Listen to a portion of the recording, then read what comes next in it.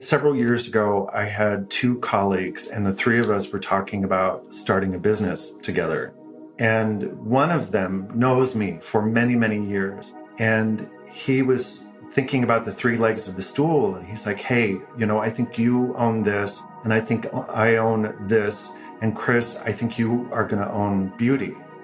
And I don't know why, but in that moment, I felt so diminished.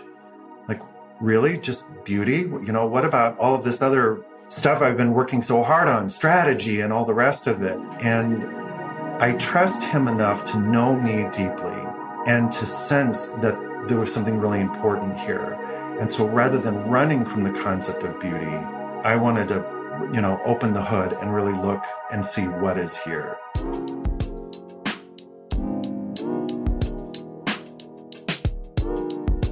I'm Brandon Vaidyanathan, and this is Beauty at Work, a podcast about how beauty shapes our world and the work that we do.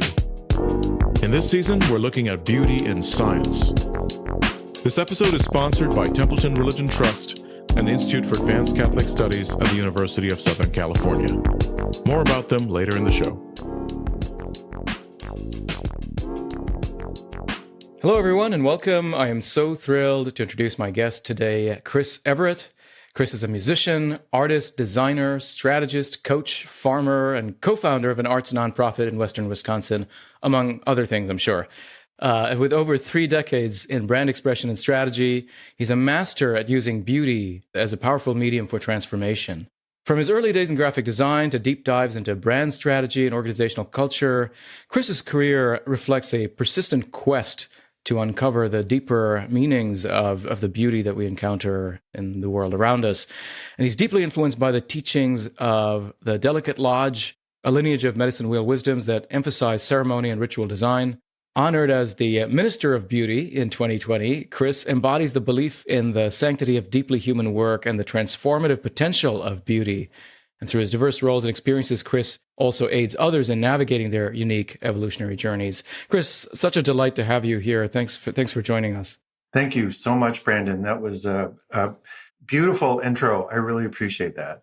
Sure. I mean, I'm such a fan of the work you're doing, and I'm delighted we're going to have a chance to talk and explore your journey. And with that in mind, I want to ask you to start with your childhood. What role did beauty play in your childhood, whether in art or music or whatever else you were doing? I was born in Austin, Texas, grew up in Texas. I was there until maybe 5 or 6, did most of my schooling in Houston. And then I went to University of North Texas as a piano performance major in north of Dallas. And beauty played a big role in my life, I think, in 2 different ways.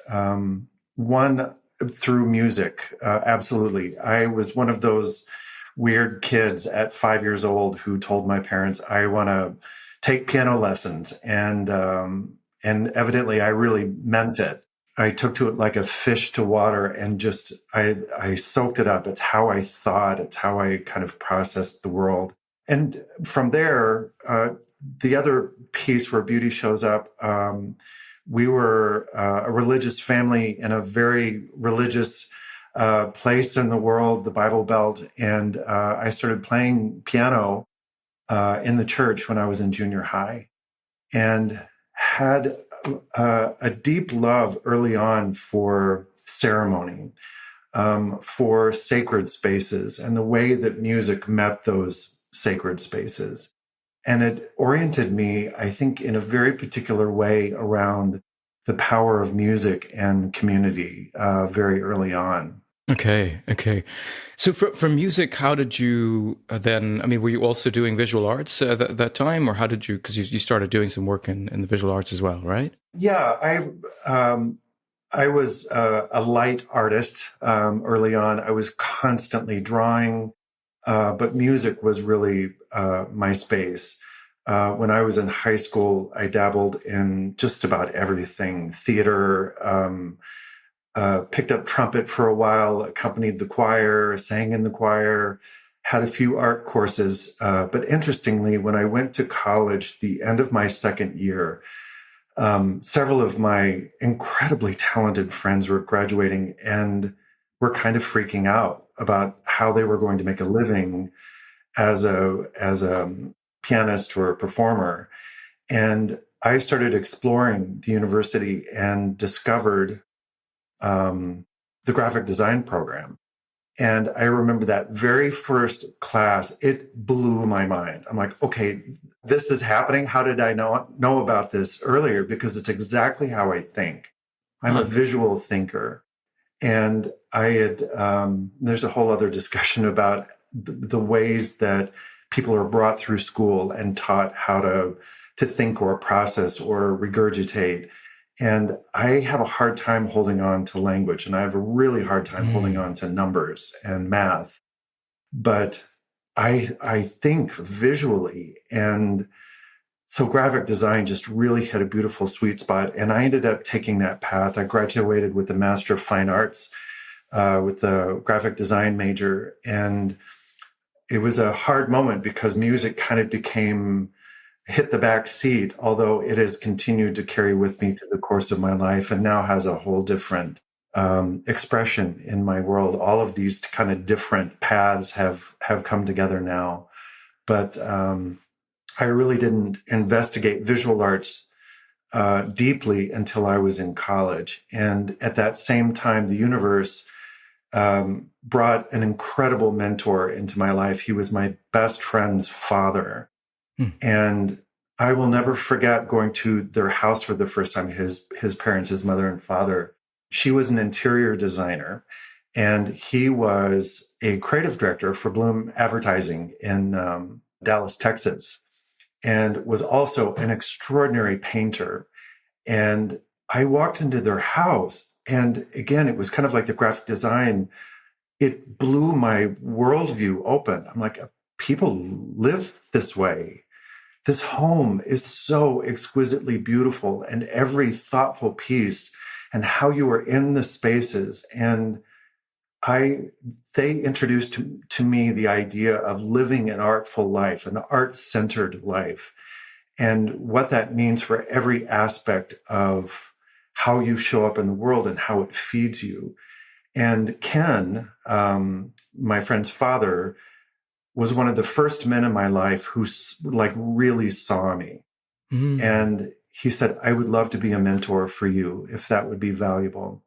Wow. And I said, just a wholehearted yes, thank you. And we dove in, not into graphic design, but he taught me how to walk a tight wire in his backyard, which was about balance, focus, directedness, tension. We cooked together. We made music together. We did body work together, and then we did graphic design together.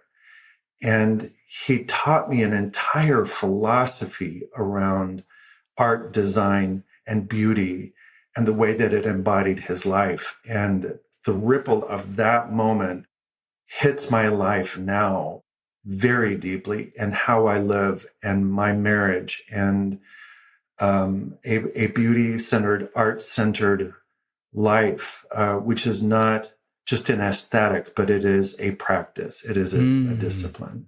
And so that was the seed that really carries through now. Yeah, could you say a bit more about what struck you as you're walking into their home, and like what did it look like in practice for them, right? To live this sort of art-centered life. How was that conveyed to you? Yes, it in many different ways. I had a lovely home growing up, but how do I put it in language? The home that they were living in, there was an ease and a flow of space and design, and the way that they capture their life and each other. The photographs, and it wasn't just like a family photo on the wall and all of the little, squares. It was a 6 foot tall black and white portrait of mom, of Jenny, that was just so breathtaking. There was a sense of awe in the spaces and the way that the space held you, and there was an interaction with it, and how the art making was woven into all of it. One of the ways that I think about it now, and it's how my mind works from a design perspective. Say you walk into a hotel lobby and it makes you feel a certain way. You feel sophisticated, you feel sexy, you feel elegant, whatever. I want to back off from that feeling and ask, okay, what were the 1,000 design choices that were made to add up to that feeling, which is color, texture, height, tension, relationship, how space and spaces are created. All of that minutia adds up to it is a portal of its own into a way of feeling and being. It's an invitation. I think it was Charles Ames that talked about, one of the main roles of design is to be an invitation into an experience, into a way of being. And it is the difference between a practical home and a home that is so thoughtfully designed that you step in, it's like, ooh, I now feel a certain way. It has shifted something energetically in me. And that now shows up not only in my personal home, the strategic design decisions, because the design now has a purpose. How do I want people to feel and be in my space? Mm-hmm. We have an artist retreat on site. My husband and I run an arts nonprofit here. And we have a farmhouse that we have designed for our artists that come in. This year we have, I think, 34 artists coming from all over the country and stepping into a space. And so that space has a design creative brief. There's a strategy. How do I help these strangers, these artists, step into a space and feel, oh, they get me. I feel known here. I will be held here, and that it is opening me to be more creative and for the flow to start happening. That is not accident. It's not utility. It is something more than that, and that there are 1,000 signals that are set up in that space to allow someone to feel at home the minute that they walk in the door. I think that's what I'm pointing towards. Yeah. And so you were cued into that as you're walking into their place, and you realize that the way this space conveys something to you, makes you feel, and so on, is very different from your home, from the other environments you've been in. Yeah. But then you continued with a career in graphic design. What was that trajectory like? What did you did sort of this mentorship then start to shape the way you approach design, and what unfolded after this? Yes, it's been such an interesting journey. I started in the advertising agencies, TV, radio, billboard, identity systems, branding writ large. And branding, in essence, is storytelling. It is understanding who you want to share your story with, and how you're meeting their need. And you are sharing yourself not only in a compelling and unique way, but in a way that is so authentically true to who you are. And it took me an arc to really understand the power of the storytelling and the graphic design. And as I got to understand the industry and interpreting campaigns and identity from the core of who an organization is, I'm someone who wants to know why. I want to get to the essence of the thing. And so here's the brief: do the design, create the fun ad, and why. What is this in service to? Who is this in service to? Yeah. And that eventually, over the course of time, I started in advertising. Every job, I changed medium. So I went into package design and retail space design, retail experience design, digital design.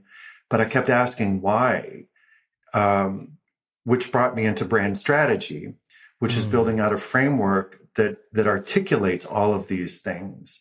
Can we get to the truth of who you are, the truth of your vision, the truth of where you want to go, the truth of who it is that you are serving, articulate that in such a clear way that you can get to a brand promise, which ultimately gets to proof points. And then what do we stand for in an organization?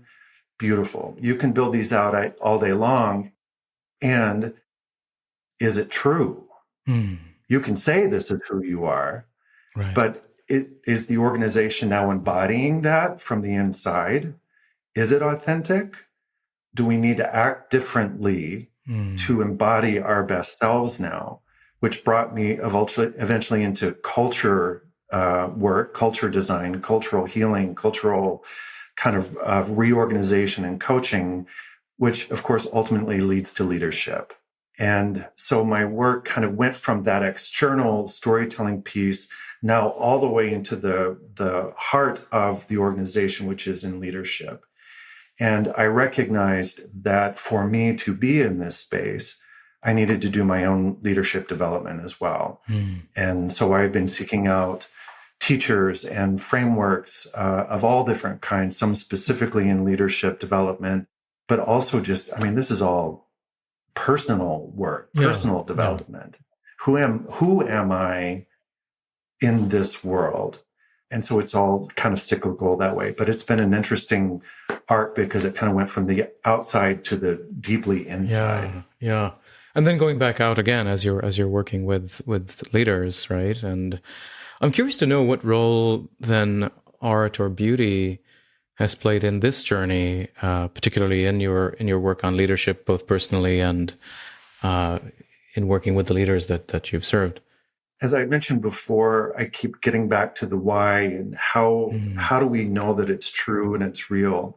If we are talking about development, transformation in some cases, evolution most of the time, from a place of intention, how do you make it count? How is that real? How is it not just a surface thing?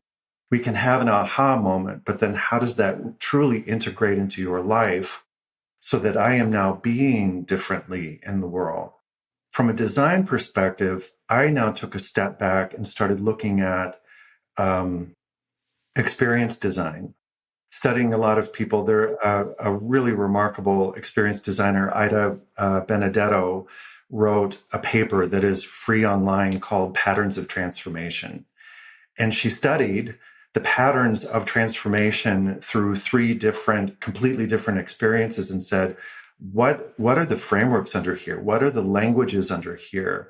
How are the guides setting things up so that you are held safely and you are guided in a direction and there's the right amount of risk, which is kind of critical for real transformation.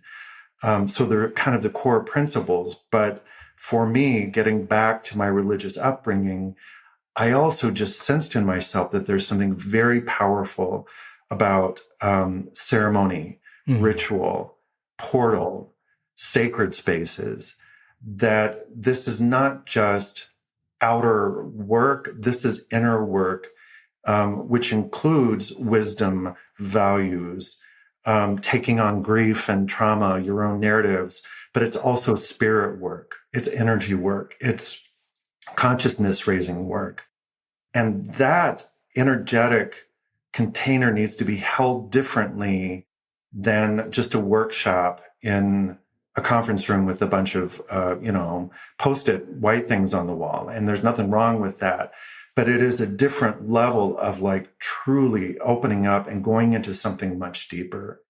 And that brought me, when I was introduced to the medicine wheel teachings and the medicine wisdoms and the earth intelligence, what I love about them is that it is ancient and it is one part magical and in the spirit space, and it is also equally deeply practical.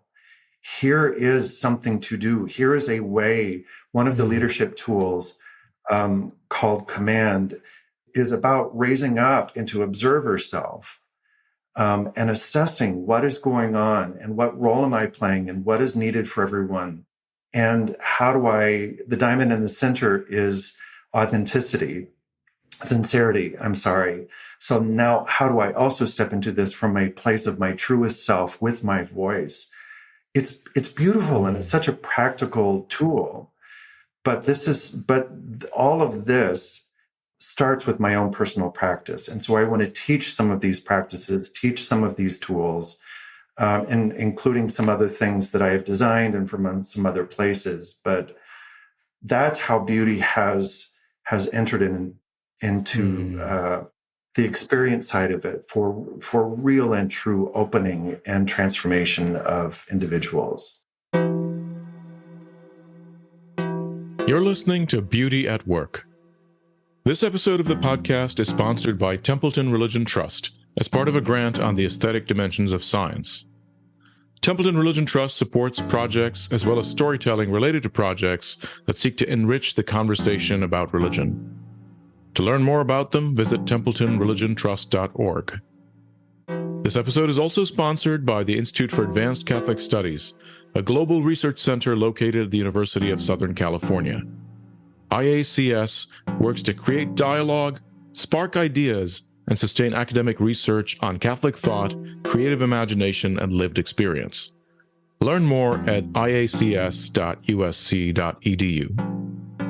If you're enjoying the show so far, please subscribe to our podcast and take a moment to leave us a review.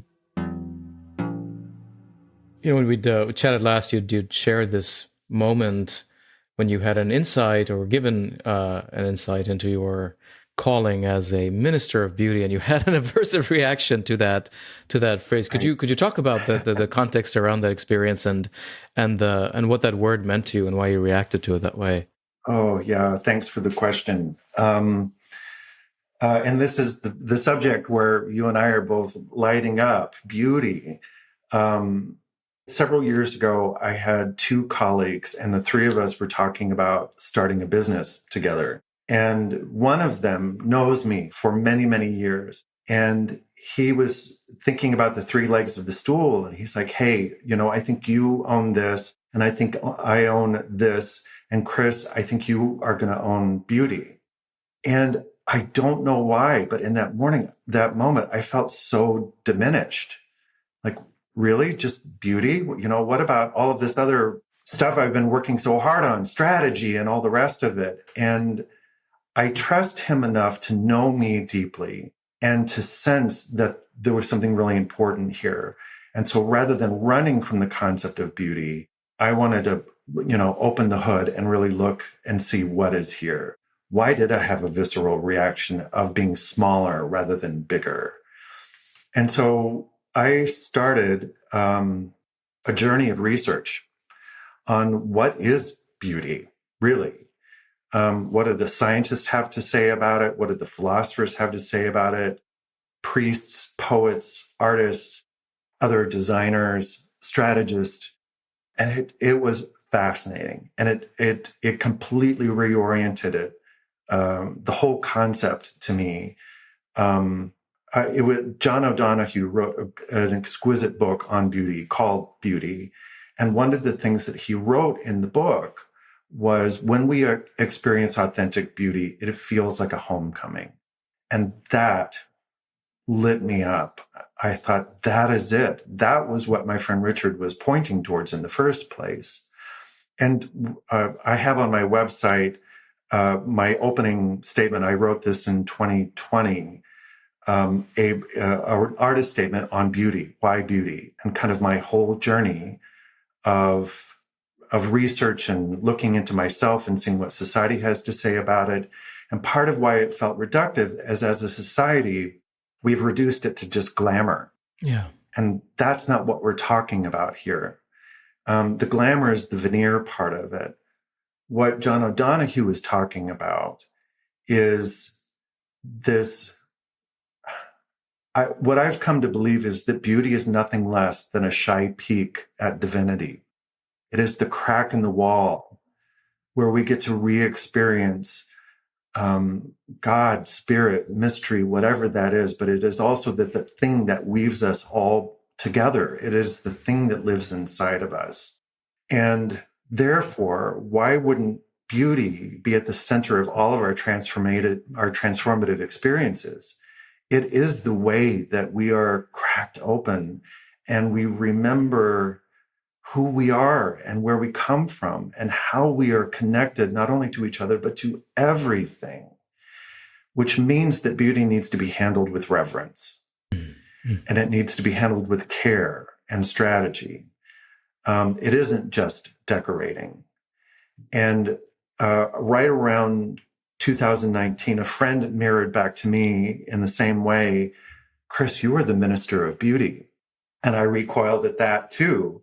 Not beauty, but the minister part. And that was it's the way this extraordinary universe works. It was the full circle back from my origins of being in the church and loving the sacredness of that and the ceremony and the ritual and the community and the music and being a part of the sacred space making. And it was centered on the wrong thing for me. I felt like we were missing the point. And here in my mid 50s coming back, now I know in my heart anyway, what this is about and where it is that we're going and what these ceremonies and rituals are in service to, this great remembering, this great homecoming. And it is a reminder to me that I have to approach it and hold it and guide it and do my work from this place of reverence, that this is sacred work. And so I took on and owned Minister of Beauty and had my own ceremony maybe 2 years ago where I realized I had to set a threshold and walk over it and claim it. Huh. And it shifted something in me. And I will, for the rest of my life, continue to unpack what it is and what it really means. But it is completely right, and it holds the work and it holds my language and my way at the same time. Could you point to something that has concretely shifted, I suppose, in your practice and the way you either approach your work or create the spaces that you inhabit or build that have shifted since this recognition of owning beauty and being a minister of beauty? Has something concrete changed that you could point to? Yeah, that's a lovely question. A couple of things come to mind. We're talking from my farm right now. We have 57 acres in western Wisconsin. And as I mentioned, we have a arts nonprofit here, Everett Farmstead Foundation. We host performances, workshops all summer, and then we have an artist residence, our artist retreat on site. And a couple of things have shifted. One, my relationship with the land. I've always loved land, grew up, with the prairies and in Texas and the rest of it. And so I've had an appreciation for it. And then I got to be a steward of this place. And in the caregiving and the husbandry of the land, there's been great joy. But something fundamental shifted as I started doing the medicine work and leaning into a space of ministry, which is now I have a relationship with the land. And every single morning I walk the land and I am in full communication. I am connected to the earth. I'm connected to the moss. I hear it in communion with me, and I am supported in a different way. And so there's reverence in being in a listening and a back and forth relationship with this place where I am, knowing that energetically it is supporting many other people as well. The spaces I set as sacred spaces. Before every performance, I sage the barn. I invite our ancestors, the ancestors of this land, the ancestors of everyone who is going to be there, and the musicians or whatever, be with us, support us, bring us what we need in this moment. So it's a healing space. Same for the artist retreat. I've created spaces for artists to go for meditation. A couple of years ago, I created a self-guided walking meditation in the woods called the Singing Path that is based on a particular medicine wheel. I call them the 4 harmonies, and there's a threshold, and you have some cards, and we just set them in and go deeper with your relationship with nature and remembering nature within yourself. So we're not just hosting, we're not just creating spaces. We are creating experiences for people, for healing, for opening, for reconnecting, communion with each other and communion with the land as well. And personally, I find myself showing up in relationships and in my work differently. I have my daily practice to kind of center myself energetically and remember why I am here, which provides a sense of calm and centeredness in my work. But even in the real tense moments, I had one last year, I pulled back and asked myself the question, because I could not figure out what is the way to move forward here. Mm, mm, And I thought, well, what would a minister of beauty do? mm, mm. And it completely reoriented my response from one of being defensive to one of what is needed right now for the best of everyone. And so that has been a helpful question in all of those moments of what is needed and how do I show up as a minister versus just a hurt human. Mm-hmm. Wow. How did the farm and the artist retreat come about? What led to that? That was a surprise. My husband Bill and I had a loft in downtown Minneapolis, and we were and had a very urban life. He would bike to work every day. I'd walk to work every day. We loved it. Minneapolis is a wonderful city, and we were craving nature and some spaces to gather friends and have some kind of more intimate time together. And Minnesota is a very lake cabin culture. We are land of 10,000 lakes. And while the lakes are lovely, we were craving space and land. And part of this may come from my own upbringing. And I think that we thought we were going to buy some land and build. We started down in Pepin on St. Croix and worked our way up the driftless zone, which is really beautiful, bucolic rolling hills. And after putting an offer in on 3 or 4 places, we ended up here at this farm, mostly because we just wanted to see this incredible barn that's in great shape. And literally, we drove on the property in the driveway, and it took both of our breath away. There was something energetically that was just like, this place. And we walked around just kind of buzzing. Logistically, it makes no sense. Huh. It was all overgrown. Every building needed to be repaired. But this place just called us, and we bought it and started renovating the farmhouse the first year. And then the next year we went into the barn. The barn is about 2,500 square feet. It was finished in 1914 at the beginning of the war. It's built out of California redwood, which makes no sense here in central western Wisconsin. It is a beautiful church-like space.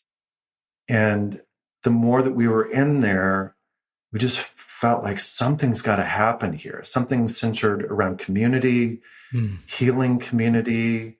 Both of us have been big art supporters over the years on many boards. I'm an artist in several ways. And so we thought, let's just experiment. And we invited 4 artists, a director, an actress, a composer, and a poet. They stayed for 3 or 4 days. They wrote a piece.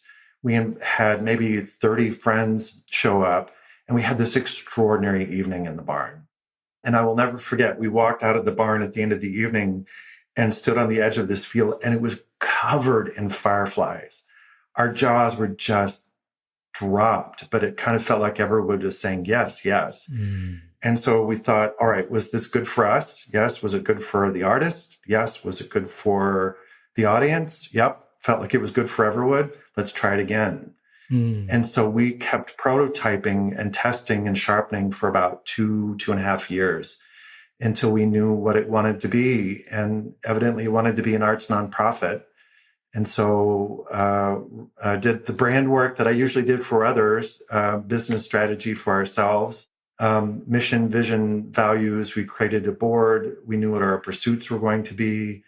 And over the course of the first 10 years, started the artist performances, our artist series, until that was humming. Half of all of our proceeds go to the artists. The other half go to local art school teachers. Wow. This year, we're going to break $50,000 to local art school teachers. Wow. got the workshops up and running, launched the artist retreat. This is our 11th year now. And everything is kind of in space. And we're looking about how do we go deeper here. But all of it is in service to supporting the artist. Because we know when the artists are happy and healthy and nurtured, it's good for everybody. And why artists, their job is to find fresh language for the human experience every day.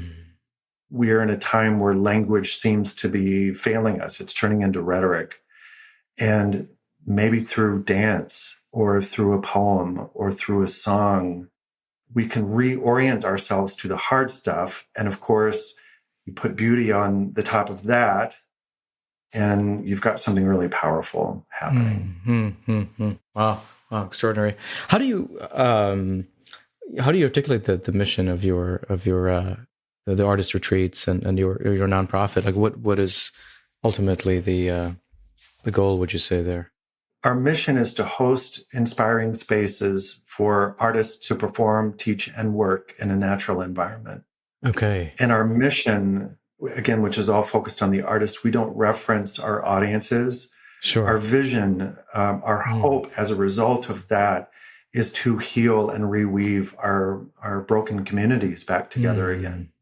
Yeah. We're in a really interesting spot. We're 1 hour basically directly east of the Twin Cities.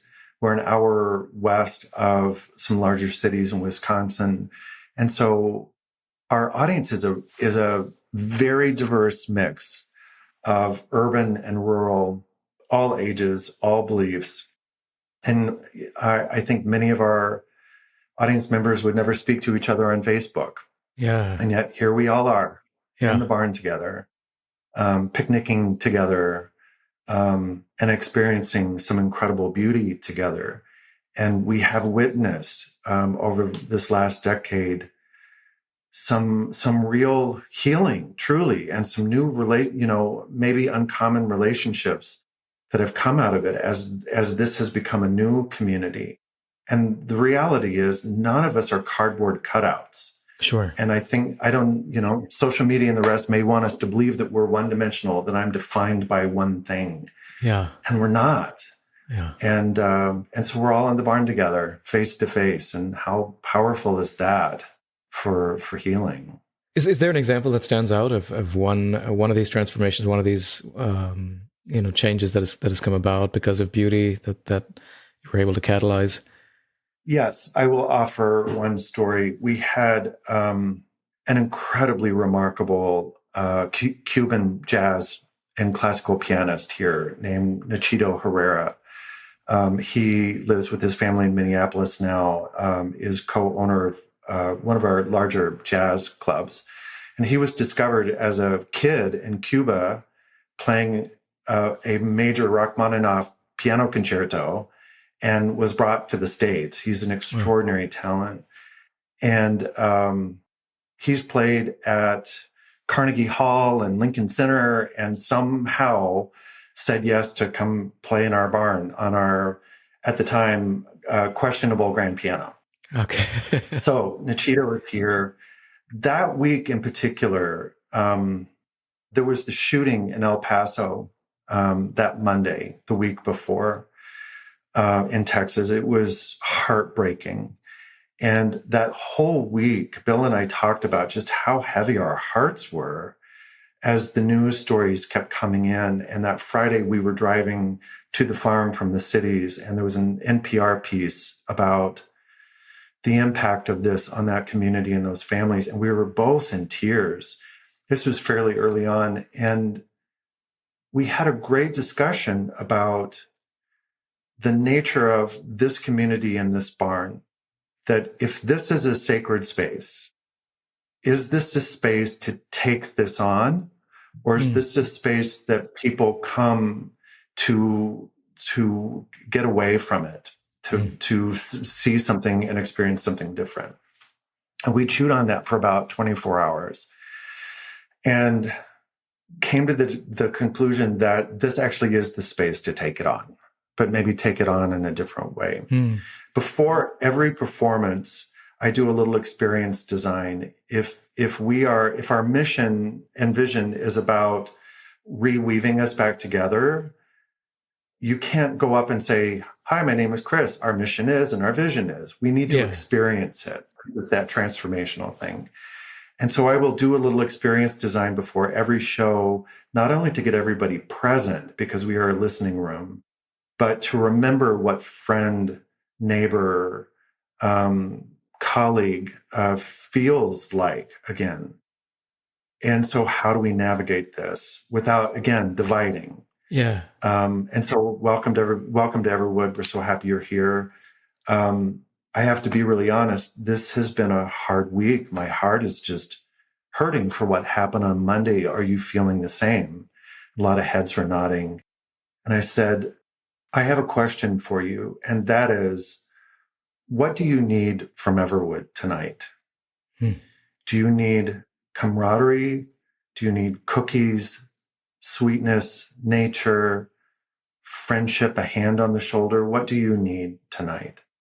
And had everybody quiet for a moment thinking about it. I said, beautiful. Would you turn to the person sitting next to you and let them know what you need? And so everybody shares. I bring them back. Perfect. We're going to have an intermission in 90 minutes. Would you find that person and make sure they're getting what they need? So this sets a stage now for Nichito to come. And the point being, we didn't talk about guns. We didn't talk about why we were sad or upset, but just that we are all feeling unease right now. And what do we do as a community? We look out for each other. Yeah. You tell me what you need, and I'll just make sure, I've got my eye on you. That's what community feels like. Nichito, who told us afterwards, he said, that set me up in a completely different way. He had a whole set list of what it was he wanted to do. And everybody was like leaning in.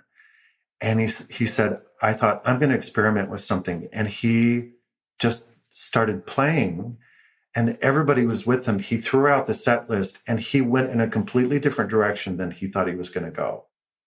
So he ends the evening by saying, I feel like I can tell my immigration story, and I want to share it with you.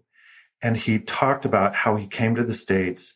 He fell in love with the United States. He was going to bring his family here, and 9/11 happened, and everything was shut down.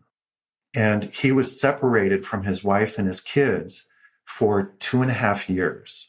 Wow. And they finally came. And he talked about how difficult that was, but how determined he was going to use his music as a way to heal. And he said, I love this country, and I am so grateful to be here with my wife and my family. And I will do everything that I can to give to this country and this community. And then he did an improv version of God Bless America. Wow. That was sweeping and gorgeous. And there was not a dry eye in the entire place. There is someone that I know in the audience who has, very kind of far right, rigid beliefs, who was in the barn, got to experience this whole thing. And I had my eye on him, and I'm like, I'm wondering how this is being received. And afterwards, he was the first person to shake Nichito's hand and say, thank you. I am so happy to know your story. So I feel like the beauty and the intention and the sacredness healed several kind of things in that moment, including Nichito and his ability to fully bring himself and his story to the moment, and how that moved everyone. Wow. Extraordinary. That's really incredible. So delighted that you're doing this work, and I think it really speaks to the power of beauty to transform us. For those who are in our audience wondering what it might mean to live a beauty-centered life, a bit more, what tips might you offer? What would you recommend to them? That's such an interesting question. I'm actually beginning to work on an experience offering. I just introduced a bundle of 8 experiences a couple of months ago that I'm calling the Hum Experiences. The website is humexperiences.world, that are teaching some of the ceremonial tools, ways to connect deeper with nature, some simple practices that you can do at home. And one of them that I want to design for next year is exactly what you're asking. Dancing with beauty, living a beauty-centered life. And I will go back to where I started, that in, say, putting a home or a room together, there are functional questions, but a big part of the question is, how do I want this to feel? Yeah. And what energy am I setting? And how do I want to react with it? How do I want others to react with it? And that could be a room in the house. It could be a room in your property, outdoors. There are portals and entrances and ways to say, all right, I'm going to honor this and then be held. And it's all sensorial, it's what you see, it's how you feel, it's what you hear, it's what you smell, it's what you taste. There's just such a richness of environment that can open us, that can shift energy. It is an energy exchange, ultimately. Everything has vibration. So I think intention is a huge part of it. This is going to be a fun one to explain, because it's something I kind of know in me, and I know when it's right. Yeah. And I want to get it on a table and articulate it so that it becomes useful for others. And I'm sure more useful for me. Yeah, no, that's fantastic. And I think it's really sorely needed. I mean, you talked about us living in a sort of beauty desert, right? These days, and the ways in which we inhabit our lives in the world. And I think these experiences are really crucial, and also just the commitment we need to make to trying to explore this and on our own and to make this journey. It's really important. Where could we direct our viewers and listeners to your work, where they could learn? I mean, we'll certainly put Hum Experiences in the show notes, but tell us where else we should direct our folks. Yes, thank you for that. My personal website is chriseverett.world. And this was written and formed over the entire of the pandemic. It was an opportunity to slow down and really look at this crazy kind of world that I have created somehow as a designer and a farmer and an arts nonprofit person and a guide and all the rest of it, that I felt like there's something. I'm the same person at the center of all of those worlds. And so what is that? Mm-hmm. And I started with my artist statement on beauty, which is on the homepage. So chriseverett.world kind of encompasses the whole of my world, from guiding to artwork. And then our arts nonprofit is everwoodfarmsteadfoundation.org.